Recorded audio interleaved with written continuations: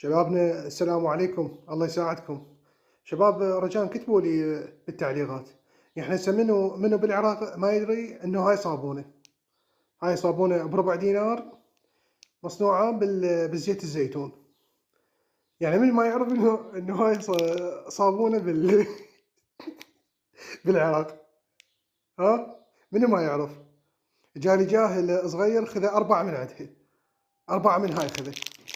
هاي تشوفها قدامكم صابونه بزيت الزيتون، أربعة خذ من عندها.